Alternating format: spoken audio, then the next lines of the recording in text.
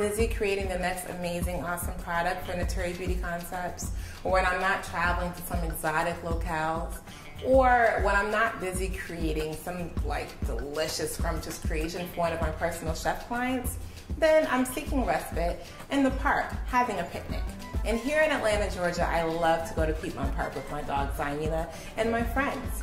And amazingly enough, I live in a city that happens to celebrate warmth, thank God, for at least 8 months out of the year. So it's never really a bad time to have a picnic, even if indoors.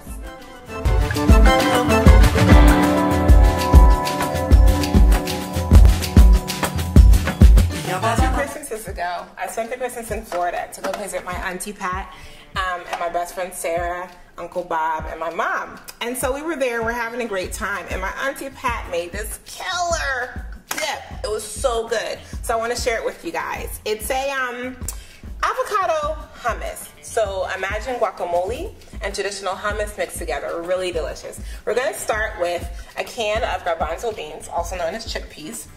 Put the chickpeas right into the food processor. And these chickpeas have been rinsed and drained. And in that, we also want to take a little bit of olive oil, make the processing a little easier. So drizzle a little olive oil on there.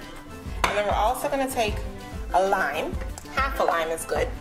You can add more though if you like the seasoning, it's fine. Juice this lime. Get it in there good. Oh my goodness. Speaking of visiting my mom for Christmas, this is actually my mother's citrus squeezer, and I love it. It's the best. So pour some of that lime juice in there. Go ahead and put on our top. Get in there nice. I can never figure out how to close these things. It's hilarious, and I've owned this forever, right? You think I know by now. So we're just gonna pulse it a little bit until I get the desired texture I want. Whiz. Sorry, I'm gonna break that. And remember, if it gets too thick, all you have to do is add a little bit of olive oil to kind of thin it out and help it. All right, let's check on this. This is a nice texture. So as you can see, it's not too creamy. There's still a little bit of chunks in there, so I want it just like that. But again, it's up to you, you know, like you're the maker of this. So, and remember to always turn your food processor off while you're removing the actual container. But again, you know, it's up to you however you want. It doesn't have to be creamy. It doesn't have to be chunky. It's just a matter of personal taste. In this case, for me, texture is everything, you know. And when you're making this cool avocado hummus, thanks to my Auntie Pat, you know, we do what you feel. So now I have my chickpeas in there nicely mashed with the lime juice. I can actually smell it. And chickpeas smell so nice when they're mashed and just kind of, you know, broken down.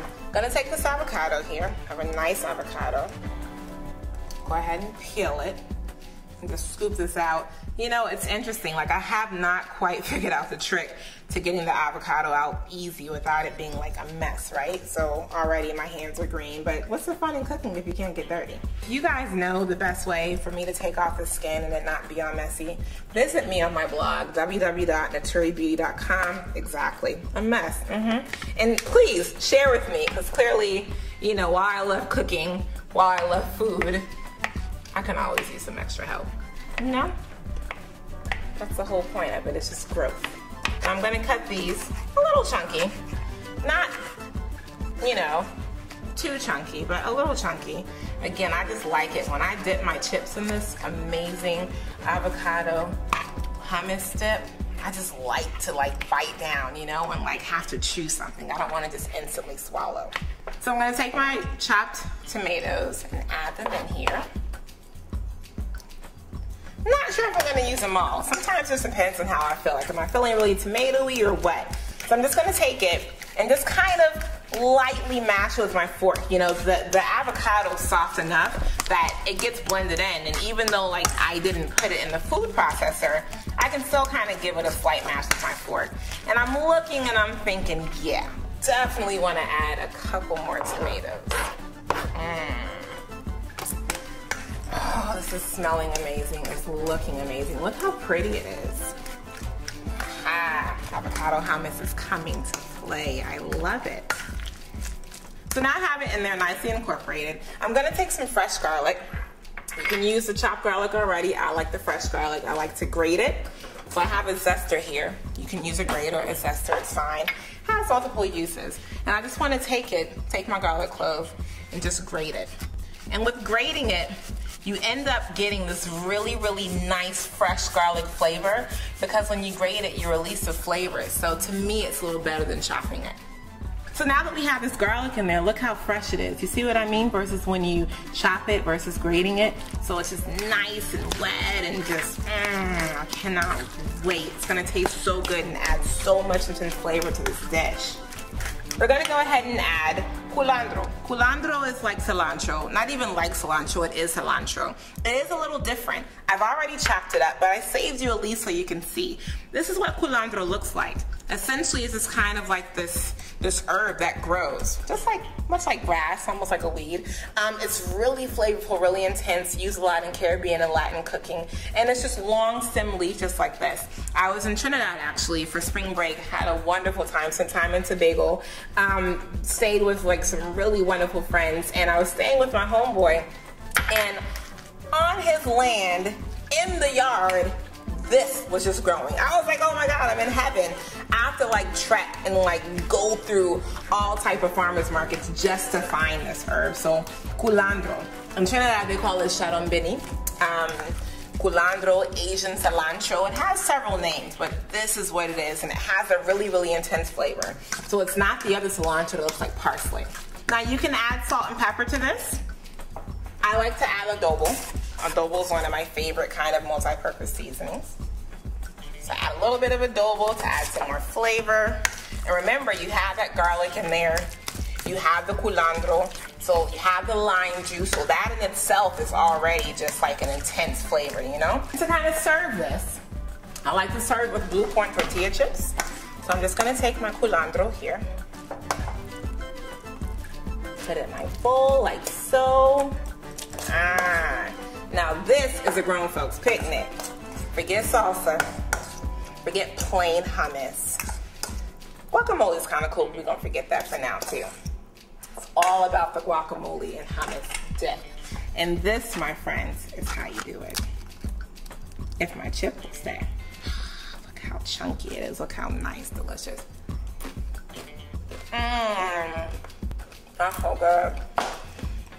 Woo! So now that we've started part of our picnic, we only have half of it. We still have more to go.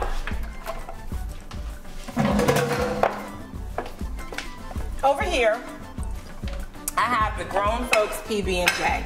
And you're probably wondering, what is a Grown Folks PB&J? Well, it's an adult take on the childhood favorite, peanut butter and jelly. I like croissants, Grown Folks bread. Forget the little regular bread. You know, you can get rolls, you can get any type of bread you like, whatever, I like croissants. What I've taken is I've taken some strawberries and I've cut them up in little small pieces and marinated them in a little sprinkle of sugar and agave nectar. So this is kind of serving as like our jam or jelly, and it's fresh. And then I have almond butter, which I love. You can use peanut butter, there's hazelnut butter, there's all type of different butters. So what we're gonna do is we're just gonna take our bread, all right? And we're gonna take our croissants, put a little bit of our butter on there. And here I have some whole wheat croissants. You can use whatever you want though, again, like no one's judging you, you know? You just get what you want. Get a spoon here. Take some of our strawberries. Just kind of place that right on top of that almond butter, and voila, there's one sandwich. So I'm gonna go ahead and I'm gonna finish these sandwiches. But again, I thank you so much for tuning in. As always, I love your support. I'm so glad that you've tuned in. And for this recipe and more, please visit www.naturibeauty.com and continue to join me as we journey, nourish, nurture, and grow.